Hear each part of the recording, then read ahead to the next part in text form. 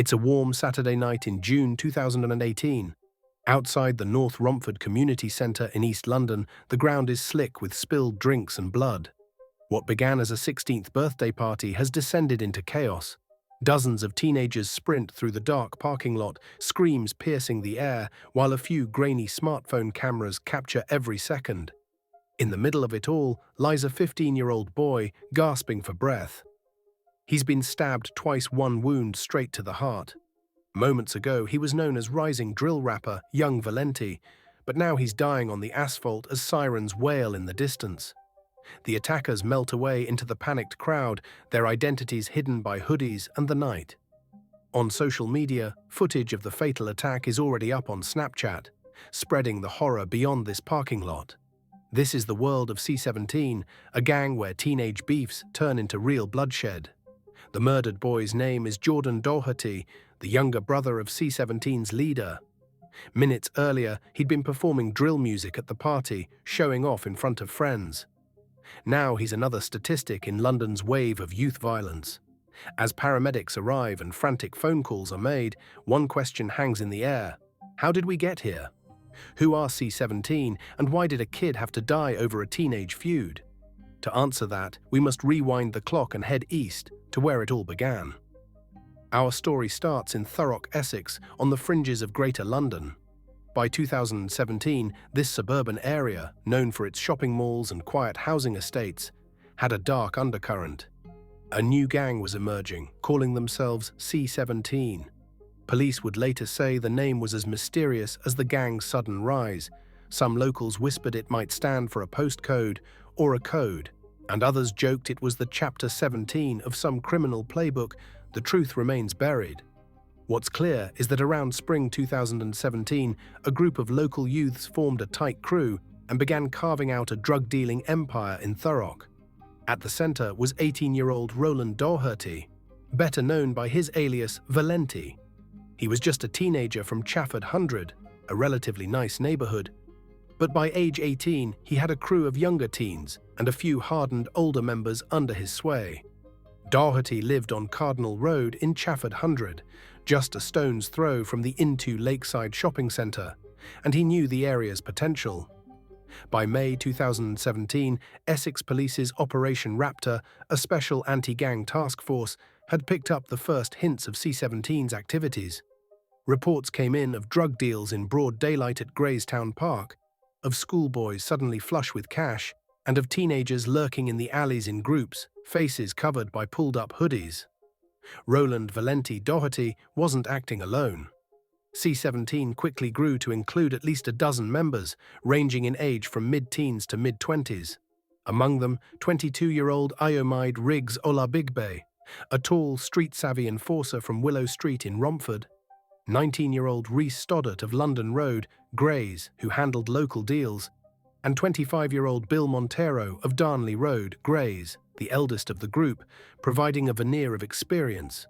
They were an unlikely band, some still in school, others ostensibly adults, but together they were C17 and they were about to make their presence felt. Almost immediately, C17 earned a reputation for unprecedented levels of crime in Thurrock. They weren't just selling bags of cannabis in park corners, they were running a ruthless drug operation. Locals in Grays and nearby towns would see scowling youths on bicycles or mopeds, suspected of ferrying crack cocaine and heroin to customers. If anyone got in their way, C17 retaliated without mercy. Acid attacks, stabbings, and robberies became shockingly frequent in 2017. One evening in November 2017, shoppers at the crowded Lakeside shopping centre were caught in chaos when an acid attack unfolded inside a McDonald's. Witnesses saw a fight break out between two groups of youths, punches thrown, then a sudden splash of liquid and screams as two young women felt their skin burn. Police later arrested a 16-year-old from Romford and a 17-year-old from Dagenham for that targeted attack with a corrosive substance. It was an early sign that C17's feud with rival East London gangs was starting to spill into public view. Some say the brawl was a chance encounter with their rivals from Beckton. Others believe it was an arranged showdown. The truth remains buried. C17's rise was fueled not just by brutality, but by a savvy use of social media and music. The crew embraced drill music, a raw and aggressive rap genre that had become the voice of London's street gangs. They formed a drill group under the same name, C17, and started releasing tracks online, garnering views and infamy in equal measure. Their lyrics were filled with coded references to real attacks, boasts about stabbing opponents, and warnings to anyone who crossed them. In one early track, Doherty boasted about splashing, stabbing rivals, and making money on the roads, while another member dropped a chilling line about acid in a cup ready for a face, hints of crimes that had actually happened on Thurrock's streets. Police and community members grew alarmed as YouTube and Instagram became battlegrounds. C17 would post a menacing video. Their rivals, like the Beckton boys from Newham, would answer with an insult or a challenge, and the cycle would continue. Some community elders whisper that older gangsters manipulated these social media feuds from behind the scenes, pitting the young groups against each other for territory. The truth remains buried. Wearing black hoodies and balaclavas, C17 members flaunted their presence in provocative drill music videos online. In these clips, they brandished machetes, knives, even the occasional handgun, all while tossing gang signs and spitting lyrics laced with threats. The online bravado only poured fuel on the fire. Their enemies watched these videos on YouTube or Snapchat and felt the sting of each insult. Every new upload was a challenge, a dare that practically guaranteed retaliation in the real world. Drill music became both C17's soundtrack and their announcement of war. A former gang member, Raheel Butt, even compared these videos to terrorist recruitment, saying London gangs were radicalizing vulnerable kids just like ISIS would, only with a different narrative. It was working. Scores of local teens idolized C17's flashy lifestyle. The designer belts, the rental cars in music videos, the wads of cash, and some started hanging around, eager to prove themselves. But behind the glamour, C17's business was ugly. They exploited children as young as 13 or 14, known as youngers, to run drugs and cash between Thurrock and London. Kids who should have been in school were instead riding trains or buses with packages of crack cocaine, looking out for police as spotters, while older teens made sales. The gang even preyed on vulnerable girls, many just 14 or 15, some reported missing from home. These girls would be groomed to hide drugs and weapons, or passed around at trap houses, drug dens, as a form of reward or coercion. It was child sexual exploitation under the guise of gang loyalty, and it left scars on a community that had never seen anything like this before. "They were terrorizing us," one local parent later said to a reporter, describing how no park or mall felt safe with C17 around. Andrew Mariner of Essex Police put it bluntly, the gang's reign brought unprecedented levels of fear and violence to the area. And as C17's profits and notoriety grew, so too did the target on their backs. They had muscled in on territory and drug lines that other gangs, including groups from Beckton and Canning Town in East London, fiercely defended. A gang war was brewing, mostly hidden in veiled threats on drill tracks and Snapchat stories. It wouldn't stay hidden for long. By early 2018, the feud between C17 and their rivals was escalating from online taunts to real-world violence. Tit-for-tat attacks began occurring with alarming frequency. Cars crept through estates at night with guns brandished out the window, looking for targets. Machete fights broke out by corner shops in Grays. Each side was testing the other's limits. And then came that fateful night, June 23, 2018. C17 members, including 15-year-old Jordan Young Valenti Doherty, attended a birthday party at a community hall in Romford. The event, hosted by a teenage girl, was advertised publicly on social media, meaning dozens, then hundreds of youths showed up, many with no connection to the birthday girl. Among the crowd were gatecrashers from Newham, some of whom were linked to the rival Beckton gang, according to later whispers on the street. The recipe for disaster was set. Sometime after 9 p.m, fights erupted inside the party when the uninvited were asked to leave. The brawl spilled outside, growing larger and more frenzied. In the chaos, Jordan Doherty became a prime target. He was chased by a large pack of youths along Clockhouse Lane. Witnesses would later describe seeing Jordan trip or get cornered and then a smaller group of males surround him once he fell. They punched, kicked, and stomped him mercilessly. Amid the beating, a knife flashed. Jordan was stabbed twice, including a fatal wound that pierced his heart. Onlookers screamed and scattered as Jordan collapsed. Incredibly, almost the entire attack was filmed. Grainy video showed a mob stomping on someone on the ground, and that clip hit Snapchat within minutes. By the time police and medics arrived, it was too late. Jordan Young Valenti Doherty died there on the pavement at age 15, the first murder victim directly tied to C17's feud. The aftermath was immediate and intense. News of a drill rapper killed after a 16th birthday party made headlines, fueling a national debate about youth violence and drill music.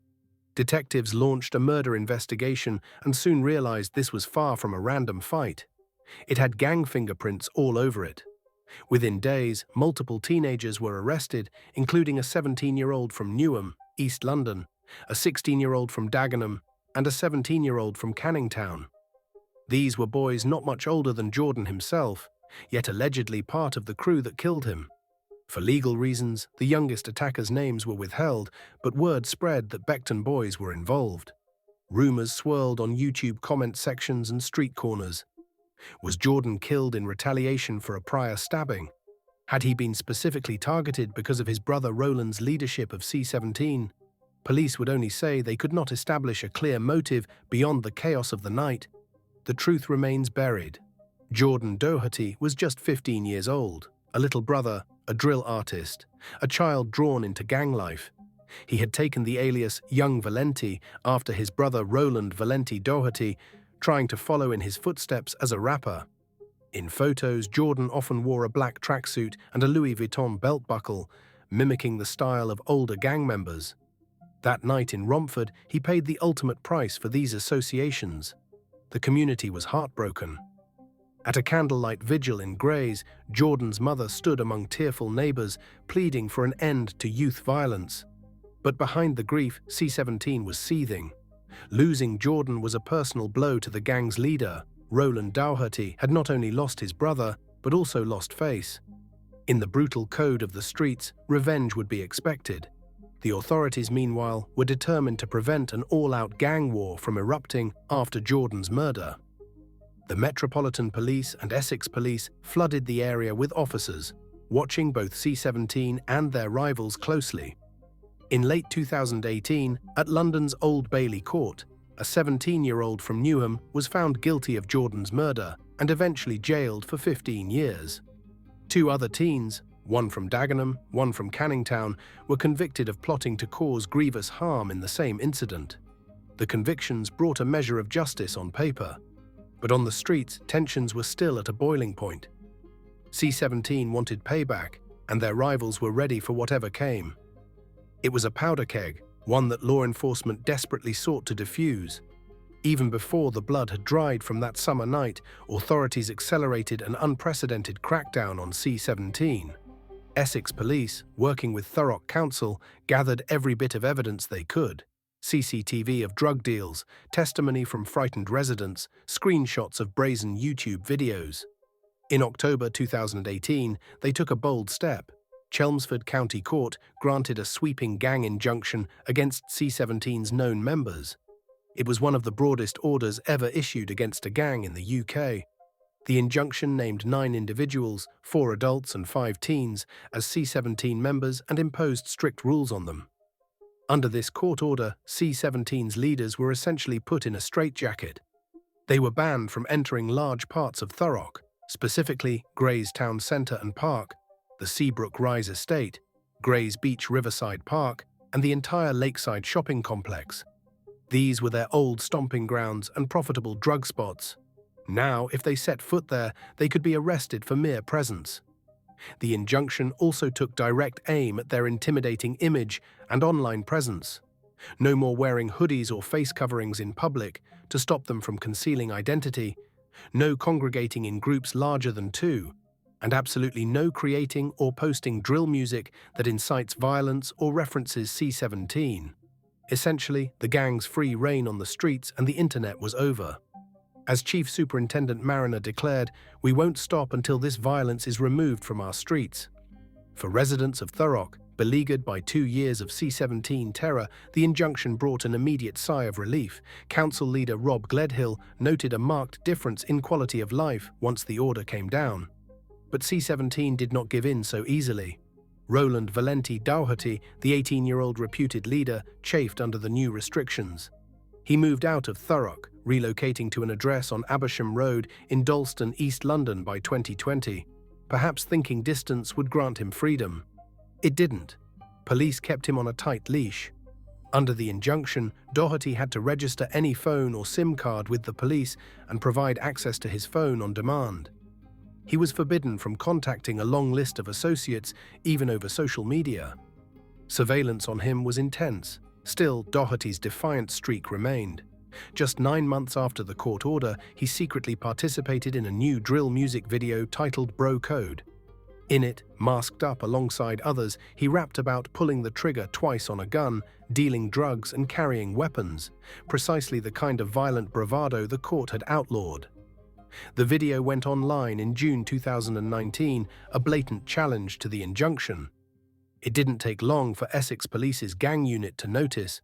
They hired a drill translation expert to painstakingly decode Dougherty's lyrics for the court, proving that the song was filled with threats and references to gang activity. In October 2019, Dougherty was hauled back into Chelmsford County Court for breaching the injunction. The judge didn't take it lightly. Roland Valenti Dougherty, now 19, was sentenced to 19 weeks in prison for his starring role in that drill video. It was a short, sharp shock meant to show C17 that the police meant business. And Dougherty wasn't the only one caught. That same autumn, 2 other core members faced the consequences of defying the injunction. Talik Zeds Mualim, a 19-year-old from Gillingham, Kent, who was closely tied to C17, was found in August 2019 wearing a forbidden hoodie and walking side by side with a fellow gang member in Maidstone town centre. It was a direct breach of the no hoodies, no associating rule. Mualim was promptly jailed for 12 weeks in November 2019 for that violation. Meanwhile, his companion that day, 19-year-old Sahin S.J. Korta Haupt, had already been sentenced to 129 days in a Young Offenders Institute just weeks earlier, after he breached the injunction by appearing in a violent rap video online. One by one, C17's most brazen members were being picked off and put behind bars, if only for a few months at a time. By the end of 2019, the once notorious C17 gang was on the ropes. The relentless police pressure was working. A number of the younger teens in the gang had been steered away into youth programs, cutting ties with C17 altogether. Several older members moved out of the area, some to nearby towns, some even farther, in hopes of a fresh start or simply to avoid constant police scrutiny. At a community meeting in Grays, an Essex police officer held up C17 as a success story of suppression, describing how a combination of injunctions, arrests, and community outreach had broken the gang's back. Of course, on the streets, some wondered if the calm would last. Was C17 truly finished, or just regrouping out of sight?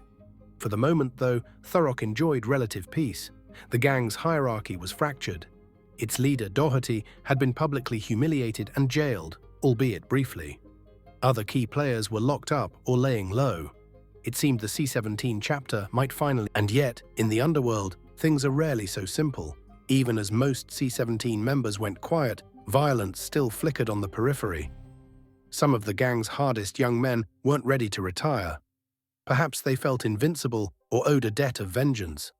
Whatever the reason, the bloodshed was not quite over. Just after midnight on July 1st, 2020, a harrowing incident proved that C17's flame had not been fully extinguished. In the town of South Ockendon, Thurrock, a man in his mid-20s was driving through a quiet residential area when he noticed headlights bearing down on him. A grey BMW X5 was tailing him aggressively. Sensing danger, the driver tried to speed off, but the SUV gave chase. Engines roared as they raced through the dark streets. The BMW's occupants were young men, and they were out for blood. At a sharp turn on Arrisdale Close, the victim's smaller car couldn't outrun the powerful X5. He bailed out on foot, running for his life. But the BMW's crew chased him down, wielding machetes that glinted in the streetlights. They caught him, blades swinging. In a frenzied attack, they hacked at him repeatedly, leaving the man crumpled and bleeding on the pavement. The assailants then jumped back into the BMW and sped off, thinking they'd gotten away with attempted murder. Unbeknownst to them, a witness had already called the police and given a partial plate number for the getaway car. Within minutes, an Essex police helicopter was up in the night sky, its thermal camera scanning the roads. The grey BMW X5 was spotted heading out of Thurrock. When ground units tried to stop it, the driver made a desperate move, tearing onto the A127 highway in the wrong direction, speeding into oncoming traffic at 80+ miles per hour. For several heart-pounding moments, the SUV barreled down the wrong side of the road, forcing other cars to swerve. The helicopter recorded everything with eerie clarity. Finally, armed officers performed a tactical maneuver and spun the BMW out on a residential street in Upminster. The vehicle's doors flew open as the gangsters inside tried to flee on foot. One suspect, the 22-year-old driver, Bradley Dulieu, was immediately grabbed at the car. Another, 20-year-old Talik Zeds Mualim, sprinted but was caught after a short chase, the same Zeds who had repeatedly thumbed his nose at the injunction before. The third man, 23-year-old Jay Hersham, bolted through back gardens, even leaping over fences. In a bizarre twist, Hersham hid inside a stranger's hot tub, submerging himself in the warm water to evade detection. But the police helicopter's infrared camera saw the heat of his body in the tub. Within minutes, armed officers had the jacuzzi surrounded. Hersham was yanked out, soaked and shivering, and visibly splattered with blood from the attack. The chase was over. The South Ockendon victim miraculously survived his wounds, though they were life-changing injuries. As for the attackers, they turned out to be affiliated with C17, or what was left of it. Talik Zeds Mualim had been one of C17's most aggressive members. Now he'd graduated to attempting murder. In court, prosecutors outlined a story of gangland retribution. They suggested, though without naming C17 explicitly, that this trio had hunted down a man over some underworld dispute. Some speculated it was payback on a rival dealer encroaching on their turf. Others whispered it was a revenge hit related to Jordan's death 2 years prior. Again, the full truth remains buried. What's certain is that justice came swiftly. Following a trial at Basildon Crown Court, Hersham and Mualim were convicted of attempted murder, while the driver Dulieu was found guilty of grievous bodily harm with intent. In March 2022, a judge threw the book at them. Hersham received 24 years in prison, Talik Zeds Mualim got 23 years, and Dulieu was jailed for 10 years. It was one of the longest sentences connected to C17's reign of violence, a final message that the law's patience had run out. Detective Superintendent Natalia Ross, speaking after the sentencing, summed it up. This was a brutal and prolonged attack. Such was the ferocity, he is lucky to be alive.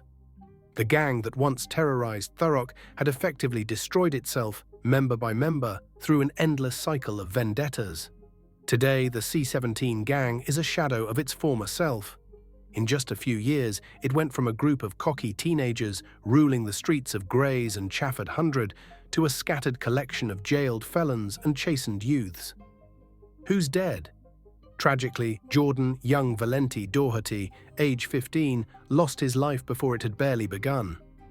His name is now etched on a memorial in his hometown, a warning of what the gang life can lead to. Who's in prison? Roland Valenti, Doherty himself, narrowly avoided a long prison stint but remains under strict watch. However, several of his lieutenants did not escape fate. Talik Zeds Mualim will be behind bars well into his 40s after that machete attack conviction.